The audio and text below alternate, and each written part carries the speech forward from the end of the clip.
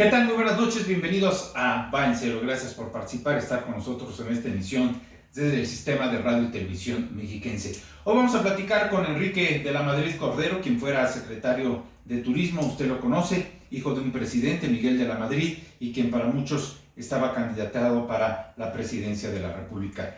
Es uno de los pocos personajes que en este momento, ante la pandemia, la crisis, la caída del petróleo, etcétera, está hablando de endeudamiento. Vamos a preguntarle por qué, cuáles son sus aspiraciones, qué piensa, cómo ve la situación en este momento. Enrique de la Madrid estará con nosotros aquí en Va en Serio. Pero antes de empezar, vamos a la reflexión de siempre. Es Beatriz Pajes. Beatriz.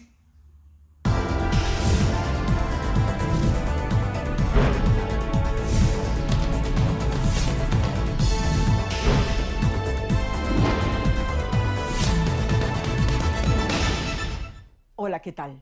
El presidente tiene un sueño: marcar la línea editorial a sus propios medios de comunicación. Quisiera desaparecer a periódicos como Reforma o El Universal, quisiera quitar la concesión a Televisa, a Radio Fórmula o a MBS. Desearía poder acabar con unos y dar la concesión a otros para que los nuevos sean voceros de la 4T y le deban todo a él. Para eso López Obrador necesita desmantelar el actual sistema de medios de comunicación. Esa es la razón por la cual ha recortado la publicidad a la mayoría de los medios. Busca matarlos, desaparecerlos, para que ese vacío sea ocupado por concesionarios, periodistas y comunicadores afines a su proyecto. Por eso, en las mañaneras, los periodistas profesionales, representantes de los medios más importantes, han sido relegados y sustituidos por improvisados que dicen escribir en páginas digitales que nadie conoce. Estos comediantes del periodismo reciben cada mañana en sus celulares la pregunta que deben hacer.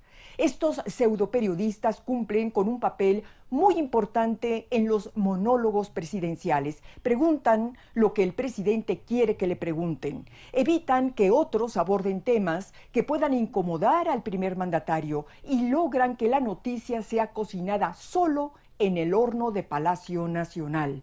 Pero pese a los esfuerzos de sus blogueros y al ejército de bots que alimentan sus redes, la Oficina de Comunicación de Presidencia no ha podido parar las críticas en contra de AMLO. Lo dijo el otro día: ningún otro gobierno ha recibido tantos ataques como el mío. A López Obrador le urge por ello tener sus propios medios de comunicación. Un tema recurrente en la secrecía de sus oficinas, en ese tête a tête con sus radicales, debe ser como deshacerse de un Emilio Azcárraga, de un Junco de la Vega y de muchos otros más. Los fanáticos proponen la expropiación, como lo hizo Hugo Chávez en Venezuela. Otros sugieren, como ya sucede, dejarlos morir por inanición para luego dar concesiones por asignación directa, claro, a quienes estén dispuestos a convertir a los medios en una maquinaria de adoración. Hasta aquí mi comentario. Muchas gracias, Beatriz, y vamos directo al cuarto de guerra. Carlos Salomón.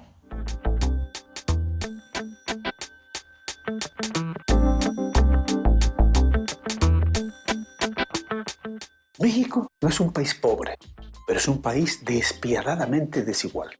Hubo un tiempo que el petróleo nos permitió hacer escuelas, hospitales, carreteras y obra pública que el Estado mexicano desarrolló por todo el país. Sin petróleo no se explica el México moderno de este siglo XXI, pero eso fue el pasado. En la actualidad el petróleo está muy lejos de ser lo que fue. Pemex dejó de ser un instrumento para el desarrollo y hoy transita en una situación muy compleja. Hoy estamos asistiendo a un escenario donde el petróleo dejó de ser una fuente de riqueza. Hoy es más difícil sacarle recursos. Hoy hay más competencia y más fuentes de energías alternas. Hoy los Estados Unidos son autosuficientes y exportan su excedente, y México es comprador de gasolina de esa nación.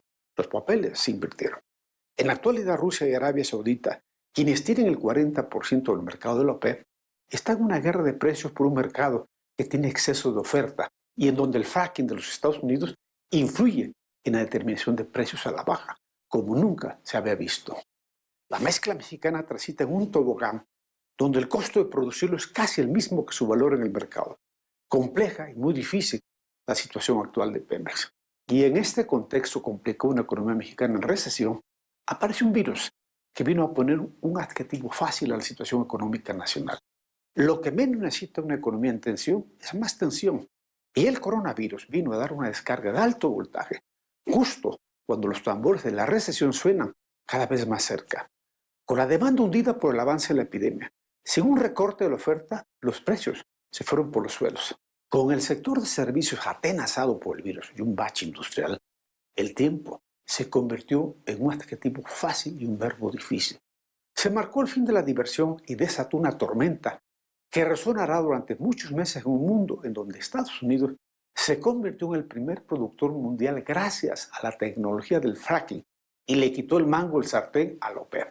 Y en este escenario, México y Pemex en particular pasan por un tiempo muy difícil y poco amable. El petróleo en México fue como la frase de la Iglesia Católica más repetida: Padre nuestro que estás en el cielo.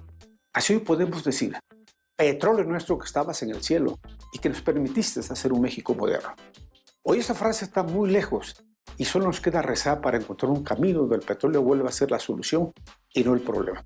Carlos, por eso repito algo que he venido diciendo. Sería fantástico, Carlos, que todos fuéramos hijos de Dios y que ante esta crisis no pierdan los mismos de siempre. Muchas gracias, Carlos Salomón, y vamos a cerrar este primer bloque con Gerardo Flores Ledesma, de Economía. Gerardo, ¿cómo estás?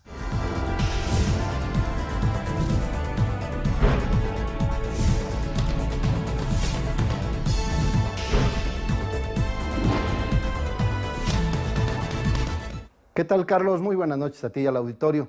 En la década de los 90, México logró su grado de inversión. Costó más de 20 años convencer a los inversionistas y calificadoras que México era un país confiable. El grado de inversión es una categoría, un sello, una clasificación que nos hace diferentes como país, con poca o nula credibilidad ante los inversionistas, a los hombres de negocios que son quienes generan empleo.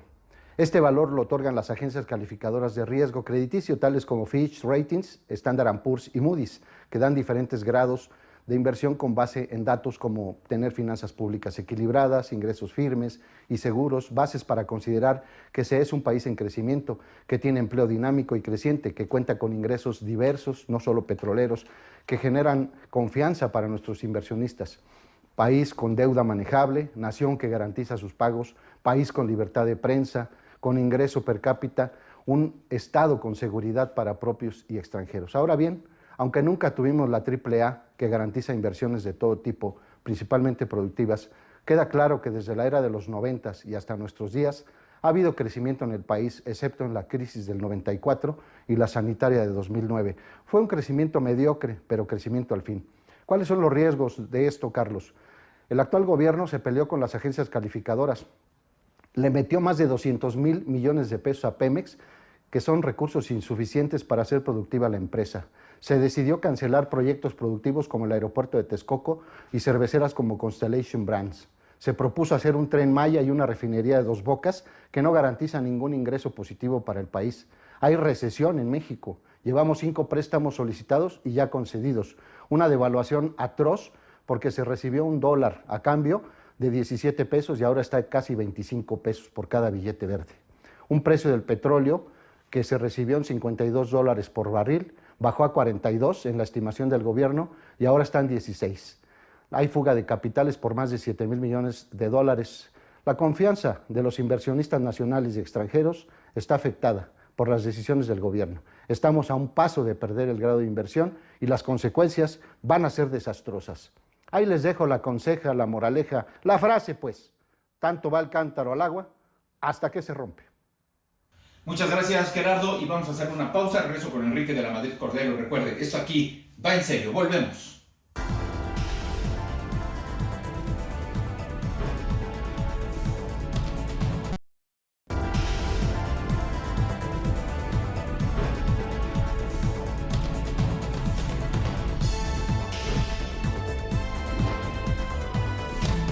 ¿Qué tal?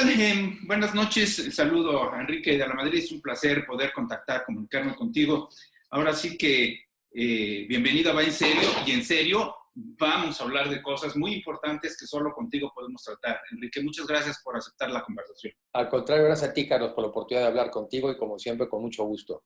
Enrique, primero te pediría un apunte inicial de cómo ves las cosas. Parece que teníamos ya rumbo, teníamos estilo, teníamos clase, teníamos resultados, sobre todo en tu área, en la Secretaría de Turismo, y pum, de repente todo se quebró. O por la pandemia, o por la OPEP, o por lo que quieras, pero algo se quebró. Dame tu primer apunte. Bueno, primero sí estamos enfrentando una situación verdaderamente crítica, crítica en el mundo, y esta no es en principio una crisis hecha en México, aunque sí veníamos ya de haber tenido un crecimiento cero el año pasado. O sea, sí veníamos desde mi punto de vista de haber tomado ciertas decisiones que ya no iban en la dirección correcta, haber suspendido obras tan importantes como el nuevo aeropuerto internacional de la Ciudad de México, que yo creo que fue un golpe muy duro, que yo lo dije desde un principio, no solamente era un golpe al turismo, no solamente un golpe a la aviación, que venía creciendo al 9% anual, era un golpe muy duro a la confianza. Y yo creo que eso es lo que se quebró. Se ha roto esta confianza, que es un elemento fundamental para que se mueva una economía, para que haya inversiones. Eso de alguna manera se afectó y no se ha restablecido. A ese mundo que ya vivíamos, Carlos, se viene este golpe terrible del coronavirus, que es un virus que viene de fuera, pero que al final del día, al no tener medicinas y no tener vacunas para hacerle frente, la única medida para contenerlo es que nos quedemos en casa. Y eso pues, obviamente ha implicado un golpe muy duro en la economía. De hecho, la caída de los precios del petróleo, entre otras cosas, lo que refleja es que ya no salimos a la calle y no necesitamos gasolina para andar en coche. Seguramente muchas empresas han dejado de consumir energéticos porque están paradas. La aviación. ¿No? Entonces, la aviación no está usando aviones, tampoco lo requiere. Los barcos también, muchos de ellos están parados, solamente quizá algunos de carga. Entonces, se ha venido una recesión, viene una fuerte recesión, y ahí es donde yo insisto que el gobierno federal tiene que tomar en cuenta que tiene que tomar una serie de programas de apoyo a la economía, entre otras cosas para que la gente se quede en casa. Probablemente un grupo muy importante de mexicanos no se puede dar el lujo de quedarse en casa porque no tiene ingresos, porque no tiene ahorro, porque vive al día. Y si esa gente no sabe que va a llegar dinero a su casa, si no sabe que va a llegar una despensa, pues tiene que salir a la calle a trabajar, con lo que rompe el cerco sanitario, pone en peligro su vida, pone en peligro la de su familia, y además vamos entonces a prolongar la epidemia, porque en lugar de contenernos todos, pues muchos van a salir. Entonces, no siento que el gobierno federal esté totalmente consciente de que necesita hacer una serie de apoyos como los están haciendo todos los demás países del mundo. Todos están utilizando su capacidad presupuestal para apoyar a las gentes que han perdido los empleos, a las empresas para ayudarles a pagar su nómina. Y pareciera que el gobierno está en esta actitud de hasta que las cosas se pongan peor, hasta que las cosas se pongan peor. Con lo único que va a garantizar, pues es que las cosas se pongan peor. Y hay apoyos y ayudas que cuando ya lo haces tarde, de entrada te cuesta mucho más caro y además ya generaron un daño que si hubieras anticipado las cosas hubiera sido menor. Entonces mi reflexión es, la crisis obviamente no la ha hecho este gobierno, pero no está ayudando a mitigarla y si se tarda en tomar acciones va a ser el que también contribuya a que se alargue y que el daño a la economía sea de tal nivel que cuando ya salgamos de la pandemia, pues ¿en qué empresas nos vamos a contratar? ¿Qué economía nos vamos a encontrar? Esa es mi preocupación. Oye, déjame darte un punto de percepción. Me parece que fuiste muy generoso, muy noble decir, la gente se va a obligar a salir a trabajar. Muchos pensamos que la gente se va a obligar a salir a delinquir. Necesita dinero, necesita salvar la vida de algún familiar, compañero, amigo, alguien cercano que tenga coronavirus y no hay mecanismos no hay apoyos para que puedan salir adelante. Pues sí, digo, lamentablemente a veces una consecuencia de no tener oportunidades, de no tener expectativas, una consecuencia pues es el mundo de los delitos. De hecho, ese ha sido parte del discurso de este gobierno. Ha dicho que a veces por falta de oportunidades la gente ha tenido que delinquir. Pues yo diría que ahora por falta de programas y por falta de apoyos del gobierno en una situación tan crítica, pues está mandando a mucha gente a delinquir. Y en ese entorno, pues la economía y el mundo no va a ayudar. Los Estados Unidos traen su propio problema. Estaba leyendo algunos artículos de Nueva York donde te señalan que Nueva York no va a ser igual que como era antes de la crisis, no se va a reponer tan rápido, la gente no va a viajar de la noche a la mañana, la gente no va a empezar a ir a restaurantes de la noche a la mañana. Entonces, la recuperación en el mundo va a ser más lenta y por lo mismo en México también. Y yo creo que pues, sí tenemos que tomar en cuenta que tenemos que ser mucho más rápidos y más diligentes en la toma de decisiones. Y recargándome un poco en tu anterior cargo como secretario de Turismo, tú dejaste números históricos muy favorables para el país, pero ahora se puede justificar de que por la pandemia se nos cayó. Por la carta ejecutiva del señor Trump para evitar que entren migrantes a Estados Unidos, se nos cayó.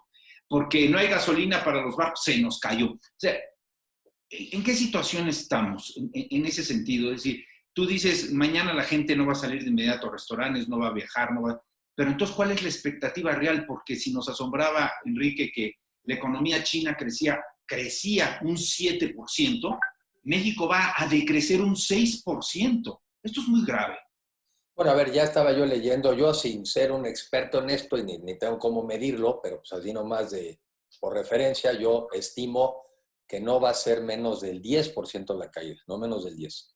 Hoy Citibank ya se acerca a esto que yo digo, creo que ya anda hablando también de números muy cercanos al 10%.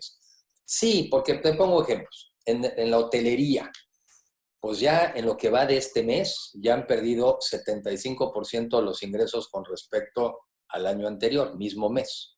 Entonces ya no son caídas del 10, ya son caídas del 75. Si tú estabas en un restaurante y ya no tienes este mes ningún ingreso, pues ya no es una caída del 10%, ya es una caída del 100%. Entonces, yo creo que no va a ser difícil que la economía tenga una caída por arriba del 10%. Pero entonces la pregunta ya no es comparado con el mundo anterior. Ese, pues, para efectos prácticos hoy ya es irrelevante. Lo que va a ser importante es cuando lo compares con las caídas de otros países que enfrentaron el mismo problema que tú. Y entonces, ¿qué hicieron en esos países para no tener una caída tan grave como la tuya? Yo creo que ya esta administración no debe preocuparse con respecto a la administración anterior. Oye, en Chile, que le están metiendo el 5% de su Producto Interno Bruto ahorita para hacer frente al problema. Vamos a ver cómo sale Chile.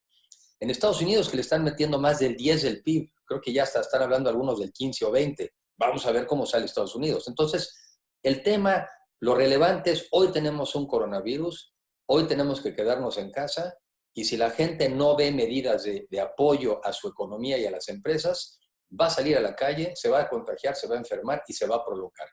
Y la otra, este discurso en el que el propio gobierno se atrapó de nosotros no rescatamos empresas porque eso se hacía en el pasado. No, a ver, fue un discurso que fueron muy eficaces para vender, que en el pasado se rescataron bancos. No se rescataron bancos. Se apoyaba a los bancos para ayudar a los depositantes mexicanos. México tenía implícito un seguro de depósito y todos aquellos que tenían sus ahorros en los bancos mexicanos estuvieron a riesgo de perderlo. El gobierno intervino para eso. Por cierto, situación en la que nos podemos volver a enfrentar de continuar esta crisis, porque ¿cuánto tiempo tardará también un banco en ser viable si empiezan a incumplir los créditos las empresas y las personas? Si las personas tienen que decidir entre pagar la tarjeta de crédito y comer, no está difícil la decisión.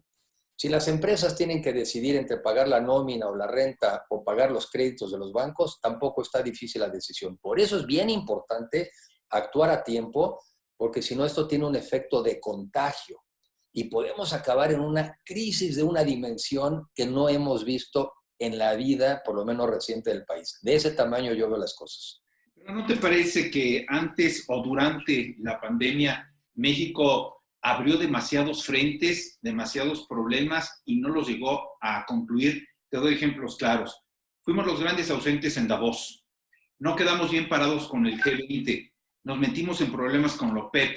Nos arrodillamos con el problema migratorio del señor Trump. Y todavía tenemos encima el problema de la delincuencia de los cárteles mexicanos. No es demasiado ya. O sea, ¿por qué no estamos hablando nada más de pandemias, Enrique? No estamos hablando de contagios universales, no estamos hablando de protocolos sanitarios. Estamos hablando de que tenemos un esquema migratorio que no está concluido y nos está doblegando como nación. Estamos hablando que la OPEP dicen que nos aplaudió, se estaban burlando de nosotros.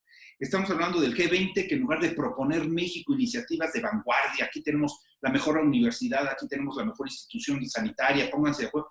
No, solicitamos que la ONU compre ventiladores. Y Davos, pues en Davos ya no aparecemos. nos van a expulsar de la OPEP. A ver, ¿qué pasa, Enrique? Bueno, a ver, yo creo que es muy importante formar parte del mundo. México es una de las grandes economías del mundo, entre las primeras 15. Es una de las primeras 10 poblaciones del mundo. México tiene que ser un jugador en el mundo. Y como me decía alguna vez un amigo que aplica para las personas como aplica para los países, dice, Enrique, es muy importante hacer relaciones porque nunca sabes para qué te van a servir. Entonces es muy importante ir a esas reuniones, esos eventos, estar en el G20, estar en Davos, porque nunca sabes para qué te va a servir. Desde que te puede servir para traer inversiones al país, desde que te puede servir para ahorita estar en esta coyuntura viendo también cuáles son las experiencias internacionales y en qué te pueden ayudar. Estar conectando al mundo es muy importante, porque además nos va a pasar algo después de este tema muy relevante. Por un lado va a haber esta tentación de cerrarse en los países, de protegerse, de no viajar, de no salir, de no dejar entrar. Pero por otro lado te das cuenta que este es un fenómeno mundial y que solamente se resuelve si nos ponemos de acuerdo en el mundo. Entonces vamos a vivir en los años por venir este debate entre que nos encerramos y nos abrimos. Yo creo que en general hay que seguirnos abriendo porque somos al final del día un mundo, una humanidad, y tenemos que estar comunicados para ver qué sirve de los otros lugares que podemos aplicar aquí. Yo sí creo que hay que estar integrados, lo cual no quiere decir que no defendamos nuestros temas de cultura y de cierto nacionalismo en el buen sentido de la palabra. Pero yo creo que ganamos más los mexicanos si nos integramos al mundo que si nos excluimos. Si nos permites, vamos a hacer una pausa y regresamos contigo. Eres de los pocos, me atrevería a decir, el único que en este momento hablas de endeudamiento. Y me gustaría saber por qué. Hubo un artículo muy interesante publicado por ti en la revista Nexos. Permíteme unos segundos y regresamos. Gracias, Carlos. Madrid, esto va en serio. Volvemos.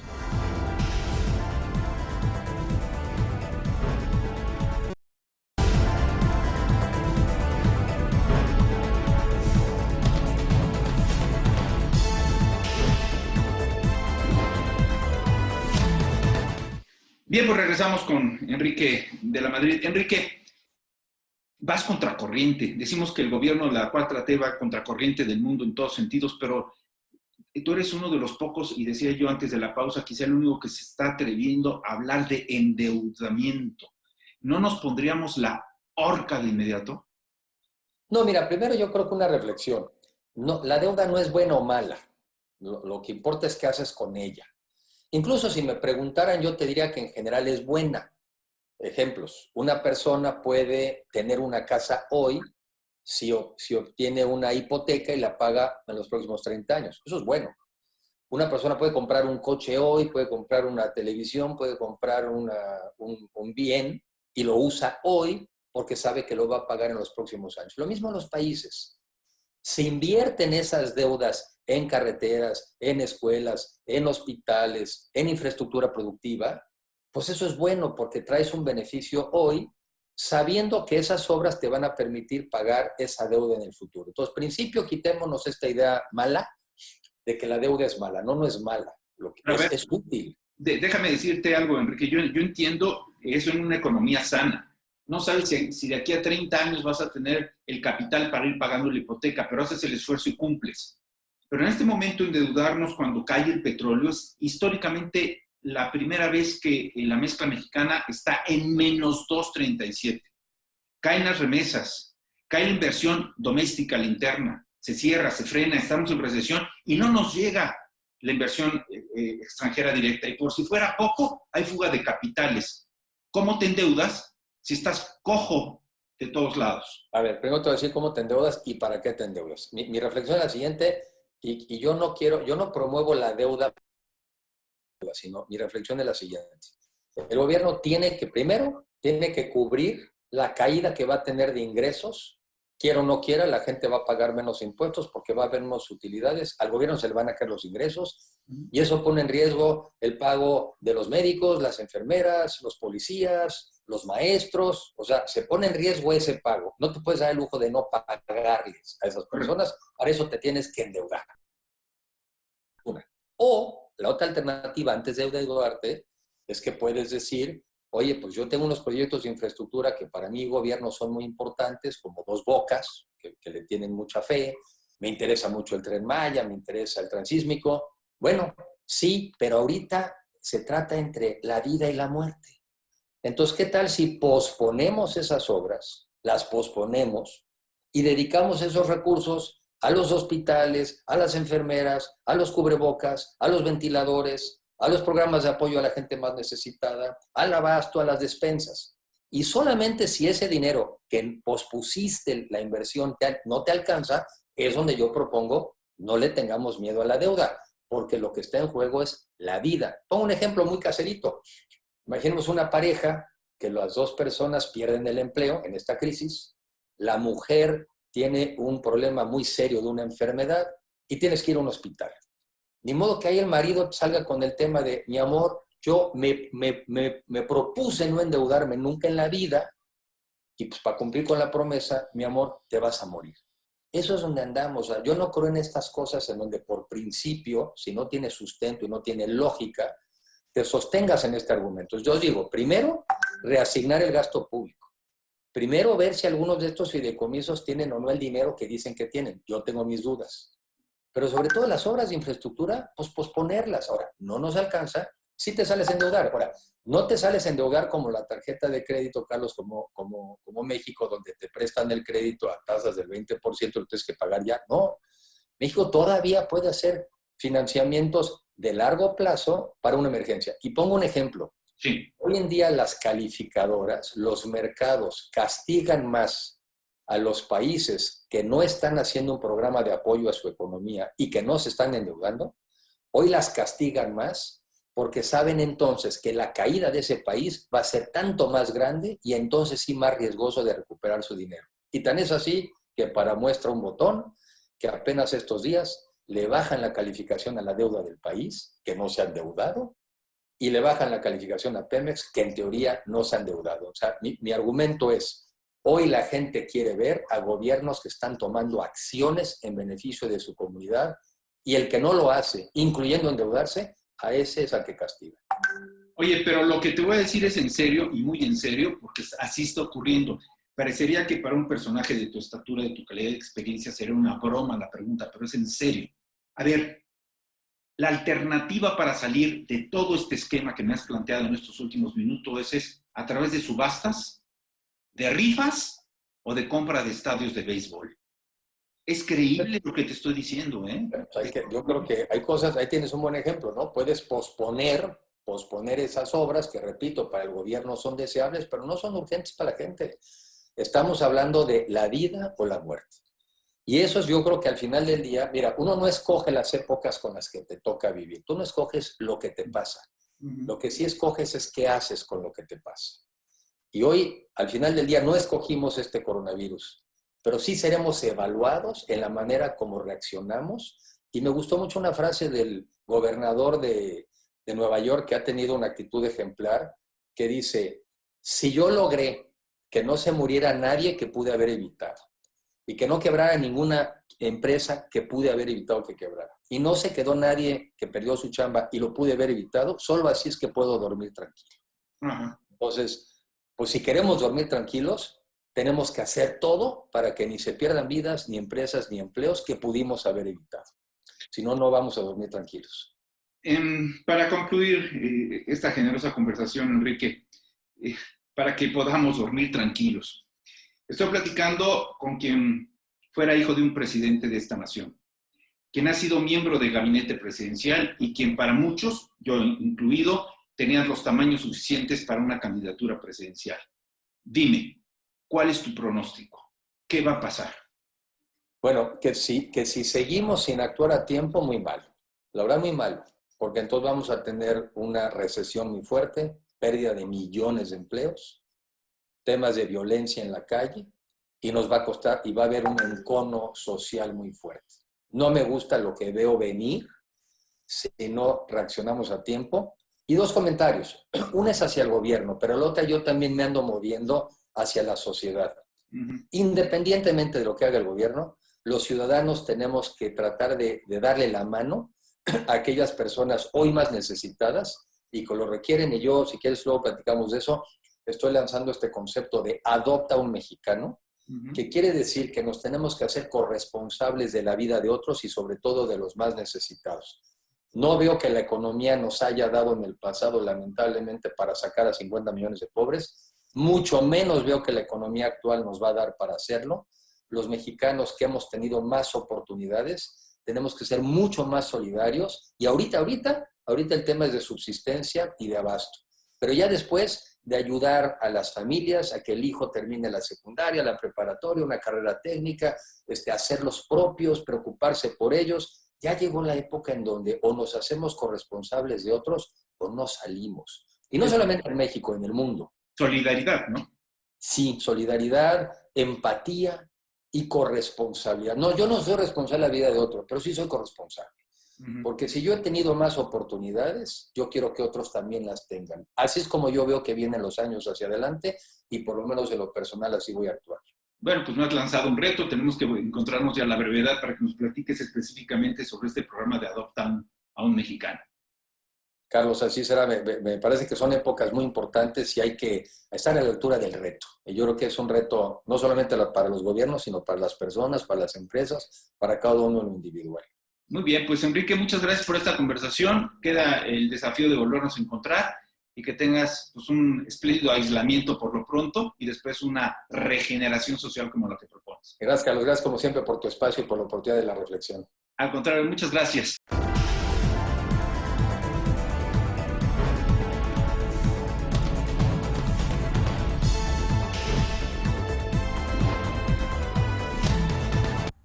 Pues muy interesante la conversación que tuvimos con Enrique de la Madrid. Usted tendrá sus conclusiones.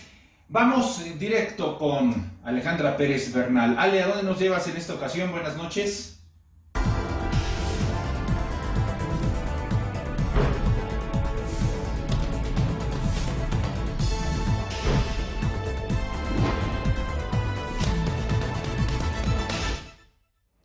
Hola Carlos, ¿qué tal? Muy buenas noches, un gusto saludarte y bueno, pues un abrazo a la distancia. Hoy les voy a platicar, amigos del auditorio, sobre Cancún. Y es que fíjate que esta ciudad, que es la más visitada de México por los viajeros del mundo, celebró en días pasados su 50 aniversario en medio de esta pandemia global que ha desatado la peor crisis de la historia de este destino turístico. Y es que sus aguas de color turquesa, sus playas blancas con fina arena y su extraordinaria vegetación caribeña hoy lucen prácticamente vacías. Esto pues ante el llamado del Gobierno de México a permanecer en casa para evitar más contagios de COVID-19. Si bien el decreto de la creación de este destino de Cancún fue o marca su nacimiento a partir del 10 de agosto de 1971, bueno, pues el 20 de abril de 1970 fue cuando los pioneros de Cancún comenzaron las obras para su desarrollo. Las calles hoy lucen desiertas, las calles de este destino de sol y playa son ahora patrulladas, como todos los demás destinos de sol y playa, son patrulladas pues para contener que los pocos paseantes salgan y pues ocasionen mayor contagio. La mayoría de los hoteles están desocupados o cerrados y sufren la carencia económica, la falta de empleo y de ingresos que está dejando esta pandemia. Cancún cuenta con 190 hoteles y 37,335 habitaciones, pero de marzo al 15 de abril pues ya cerraron temporalmente 102 centros de hospedaje, lo que equivale a 29,500 cuartos sin operar. Hasta mediados de abril había menos de 1,500 turistas varados y se estaban hospedando en hoteles del centro, además de que más del 95% de sus restaurantes pues ya bajaron la cortina y el sector náutico cerró por completo desde el 1 de abril. Bares, casinos, centros nocturnos, discotecas, es decir, todas las actividades nocturnas pues cerraron a partir del 13 de abril, lo que ha paralizado totalmente la actividad turística de este destino que sustenta a los más de 800,000 habitantes de este lugar. Los cancunenses sí celebraron los 50 años de fundación de este destino turístico, pero fue a distancia. Se habían planeado grandes celebraciones, grandes festejos, todo está paralizado hasta el momento y ahora, bueno, pues todo es a distancia. Lo que queda claro es que Cancún se mantendrá como el destino turístico más importante de Latinoamérica, no solo por su belleza, sino también por la amabilidad de su gente. Y bueno, hay que recordar que todos le deben algo a Cancún, desde aerolíneas, transporte de pasajero y de carga, hoteleros, prestadores de servicios, restauranteros, sin olvidar también que da empleo a otro sector como son jardineros, cocineros, amas de llave. Y bueno, pues estamos seguros que Cancún seguirá posicionado como este imán para el turismo tanto extranjero como nacional. Desde aquí un abrazo a Cancún por sus 50 años, un abrazo a la distancia, ya habrá tiempo para celebrar. Carlos, muchas gracias, muy buenas noches. Muchas gracias, Alejandra Pérez Bernal, el francotirador. José Monroy Rivas, Pepe. Carlos, buenas noches. Lo que nos distingue tal vez como una sociedad civilizada es haber creado todo un Estado de Derecho. Crear el Estado como tal, territorio, población, moneda, ley. Y en este orden de ideas, los valores más importantes que el Estado debe custodiar son, desde luego, mis derechos, mis libertades, mi patrimonio, y para ello, a través de distintos mecanismos de configuración del Estado hecho gobierno, elijo a mis gobernantes. Pero por encima de todos los valores, el valor primigenio, la razón primordial de vivir en sociedad es defender, cuidar la vida humana, por encima de todos los valores, por encima de todos. Si no fuera así, diría el clásico griego, seríamos bestias o dioses. Pero como somos entes sociales, debemos de entender que ese está por encima de todo. Y cuando escuchamos el código de bioética, que han de haber redactado los genios que se sintieron de repente dioses. Y obviamente no pude dejar de recordar el párrafo del credo. México, creo en ti, porque escribes tu nombre con la X, que algo tiene de cruz y de calvario. Porque el águila brava de tu escudo se divierte jugando a los volados con la vida y a veces con la muerte. Y la gran pregunta, Carlos, es que independientemente de que hayan desaparecido o no, y de que se haya creado a nivel mundial o no, ¿quiénes se sienten con la facultad y con el derecho para determinar quién vive o quién muere? Es decir, si en la matriz de este código de bioética hubiera empate, entonces, ¿qué? Primero las mujeres, después los jóvenes. Entonces, los que estamos por encima de los 60, ¿estamos ya anulados? Dilema, el que va a tener quien tenga que decidir. ¿A quién salva? ¿A un sabio académico de 68 o 70 años que de repente ha fumado en su vida? ¿O a un sicario perfectamente sano que tiene 20 años? El tema no es así. El debate es mucho más profundo. Y el debate ya lo han colocado como si fuera cosa juzgada, cuando el tema está antes, 2 peldaños anteriores. Llegar a ese extremo es la prueba inequívoca de la ineficiencia, ineptitud, ineficacia, miopía y mezquindad de los tomadores de decisiones. ¿Cómo va a ser posible, Carlos, que se tenga que estar en la encrucijada de a quién le quito el respirador, al joven o al viejo? ¿Quién les dio las facultades? ¿Por qué se abrogan facultades que no tienen? ¿Por qué admiten ellos tener potestad sobre la vida de otros? Es bien distinto a la eutanasia. Es bien distinto a la muerte asistida por voluntad. Cuidado. Esta vorágine de la pandemia ha hecho que haya cosas que ya estamos viendo, amigas y amigos, y Carlos querido, como si fueran de la agenda normal.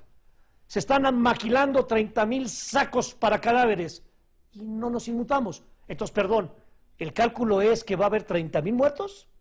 Hay que ver a otros países y hay que ver cómo están resolviendo el tema.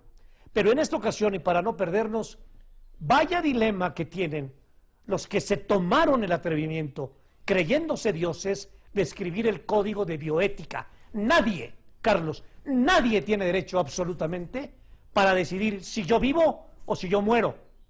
Nadie, excepto el Dios en el que yo crea y le tenga fe. De ahí fuera, mi vida es mi vida, y ningún médico, ningún presidente, ningún gobierno, ningún subsecretario de salud tiene potestad para decidir si le quita el respirador a A o se lo quita AB. Allá ellos. La historia nunca perdona. Muchas gracias, Carlos. Buenas noches. Muchas gracias, Pepe, y vamos directo con Carla con K. Nos tiene un invitado, como siempre, un invitado, un emprendedor, un joven, un millennial. Carla, te saludo. Adelante, ¿cómo estás? Muy buenas noches.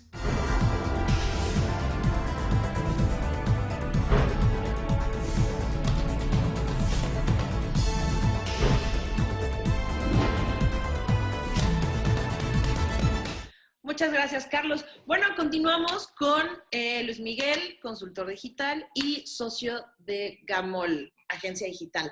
Luis, la semana pasada estábamos platicando justo de, pues bueno, la sorpresa que lleva para muchos empresarios este coronavirus y cómo sí o sí han tenido que usar lo mejor de su resiliencia y tenerse que adaptar, innovar y subirse a este barco de lo digital. Hablábamos también de que ya no va a haber un regreso. Sin duda este coronavirus va a ser un antes y un después en el mundo corporativo a grande y pequeña escala, sin importar. ¿Cuál crees tú que serían los cambios más importantes que vamos a notar cuando regresemos a nuestras vidas normales? Yo creo que indudablemente mucho más conciencia. Yo creo que el coronavirus, entre muchas otras cosas, nos permitió también cierta conciencia ecológica, cierta conciencia de distancia social, cierta conciencia de productividad y cierta conciencia de gastos inútiles o innecesarios. Yo creo que a nivel empresas en particular, lo que más va a cambiar es la parte de productividad y la parte de cómo lo hacemos mucho más rentable, la parte de enfoque en rentabilidad. Por ejemplo, muchas empresas, te aseguro, por lo menos nosotros que somos tecnología, pues que tenemos 20 años rentando unas oficinas gigantes en Polanco con un costo muy alto, de pronto nos damos cuenta que podemos sobrevivir perfectamente bien cada quien desde su casa y ahorrar muchísimo dinero y estamos gastando un dineral en eso. Yo digo, ¿cómo voy a regresar a volver a gastar lo mismo cuando me doy cuenta que puedo tener ese ahorro y esa utilidad, ¿no? Entonces, pues yo estoy seguro que así como yo, muchísimas empresas sí se van a dar cuenta de toda la parte de ahorros y de productividad que pueden tener en este modelo y seguramente lo vamos a adoptar en gran medida, a lo mejor no al 100%, pero en todo lo que se pueda, claro que se va a poder adaptar, ¿no? Y en las estadísticas que tú puedes tener en la cabeza ahorita en base a tus clientes, por ejemplo, ¿crees que esto, hablando del medio ambiente, hablando de costos, hablando de inclusive ideologías que hoy en día hay, se marca una brecha generacional en cuanto a cómo lo pueden estar aceptando personas de 50 más a 50 menos? Yo creo que sí, pero también creo que esta coyuntura ha ayudado también a romper un poco esa brecha. Es decir, ahora hay, como también tenemos este confinamiento social y también se ha marcado mucho precisamente esta diferencia generacional entre los niños, que pueden ser un factor de riesgo para los adultos mayores y los de más de 60, etcétera. Creo que mucha gente de más de 60 también ha dicho, pues bueno, la única forma que tengo de ver a mis nietos es por WhatsApp, por video, por Skype, por Zoom, por Instagram, por TikTok. Entonces, pues ni modo, me voy a tener que meter y le voy a tener que picar y me le voy a tener que perder el miedo, porque de otra manera entonces no puedo verlos, no puedo platicar con ellos, no puedo festejar su cumpleaños, no puedo estar en su fiesta. Y creo que es una manera también de adopción, si quieres un poco forzada, pero adopción al final de tecnología, y creo que pues, han subido los números. Muchas de las startups que yo manejo y muchas de las empresas grandes de México han roto récords de tráfico, récords de audiencia, récords de views, de visitas, de suscripciones en esta pandemia, justamente pues porque la gente está encerrada y le pierde un poco el miedo y no tiene otra cosa que hacer, entonces sube al cielo. El universal.com está en récords del cielo, Reforma, todos los periódicos, Netflix, hay muchísimas plataformas digitales que están rompiendo récords de audiencia justamente porque pues todos estamos aquí y estamos usándolas y es la gran oportunidad. Que yo creo además que cuando regresemos a la normalidad no vamos a regresar todavía a los números anteriores, sino sí creo que hay cierta audiencia que ya se va a quedar, porque la adopción normalmente de la tecnología, cuando te das cuenta que te puedes ahorrar, que te puede cambiar la vida, que te puedes ahorrar tiempo, dinero, esfuerzo, que, ¿sabes? O sea, mucha gente que está aprendiendo que no necesariamente tienes que ir a pagar hasta el banco o al Oxxo, está aprendiendo todo eso y pues es algo que ya que lo sabes y ya que le perdiste el miedo, lo adoptas y es difícil que regreses a irte a formar 2 horas cuando sabes que lo puedes resolver desde tu celular en 2 minutos. Luis, ¿algún consejo, plataformas o algo que le puedas decir a la gente que nos está viendo? Si soy completamente novato en este aspecto, ¿cómo puedo, sobre todo hablando del negocio, que es ahorita algo muy importante, la parte económica, ¿cómo puedo yo sumarme a este barco? Mira, pues hay muchísimas ideas que se me ocurren. Por ejemplo, lo más básico para mí es, por ejemplo, toda la parte de capacitación. Hay muchas herramientas de capacitación muy buenas, como Masterclass, o sea, hay muchísimas herramientas que te pueden dar muchas ideas, muchos consejos, muchas cosas en línea. También hay muchas ideas también como de redes, de empresarios o de emprendedores digitales en línea que te pueden ayudar también a eso. También está toda la parte de muchas plataformas. Por ejemplo, yo tengo una startup que se llama Comercia.io, que es justo una plataforma para pymes, en donde tú te puedes meter y puedes empezar a meter tus inventarios en línea, toda la parte de e-commerce en línea, toda la parte de inventarios, de venta, de procesos y de facturación en línea, y tiene costos súper bajos para pymes desde 300 pesos. Entonces, hay muchísimas plataformas que te puedes meter, inclusive en YouTube, por ejemplo, hay muchísima información de lo que puedes encontrar. Es decir, el Internet está lleno y las plataformas están llenas de información.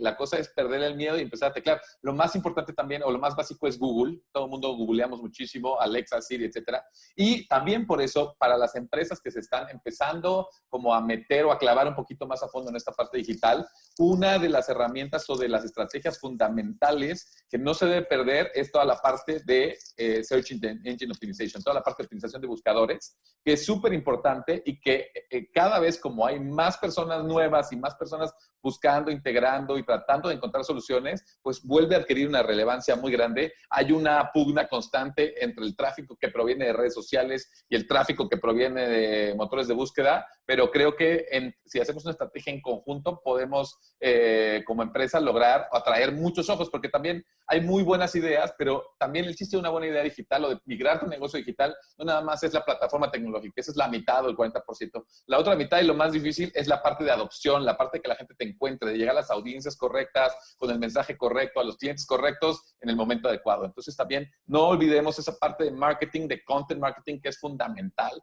porque además la parte de consumo de contenido está también yéndose a las nubes. Entonces tenemos que tener una herramienta, una estrategia correcta de contenido, de poder hablarle a los clientes correctos para poder comunicarles adecuadamente los beneficios de nuestra empresa, de nuestra compañía, de nuestras soluciones tecnológicas, para que ellos las puedan adoptar, las puedan usar y les puedan tomar ventaja.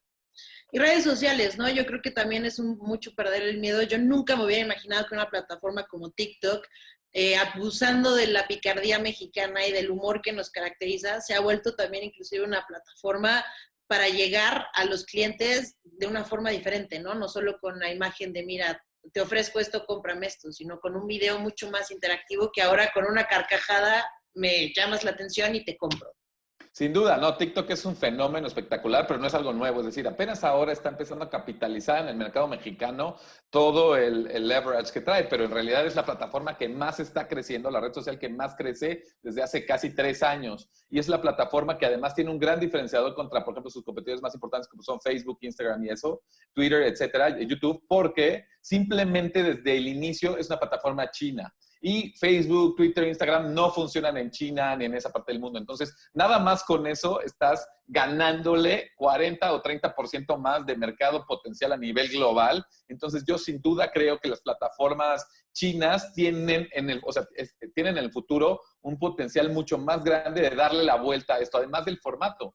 Yo creo que toda la gente de ya generaciones más jóvenes, toda la gente de abajo de 20 años, pues ya ven las fotografías como algo súper arcaico. Ya una fotografía, un Instagram donde nada más subes una foto, para esa generación es algo absolutamente absurdo y sin sentido. Todo mundo ya quiere un formato muchísimo más complejo, dinámico, que tenga video, que tenga muchos filtros, que tenga mucho código, que tenga música, que tenga 4, 5, 6, 8 dimensiones. Entonces, quedarse con algo tan unidimensional como una fotografía es algo que cada vez va mucho más atrasado, y eso se demuestra también en los niveles de eficiencia y de clicabilidad de cualquier campaña. Cuando tú sigues haciendo campañas o las mismas empresas que en sus redes sociales siguen poniendo nada más una foto, pues te das cuenta que el resultado que tienen las empresas contra el resultado de las empresas que ya tienen formatos en video mucho más dinámicos, mucho más interactivos, mucho más sofisticados en un porcentaje más alto, tienen también ratios y niveles de conversión en el funnel muchísimo más altos. Pues bueno, sin duda no nos queda de otra tuvimos que habernos subido esto desde hace antes, pero muchas gracias, Luis, por estos consejos y por esta plática. Para los que no se han subido a la parte de las redes, pues anímense y ojalá que nos den la oportunidad pronto de volver a platicar contigo.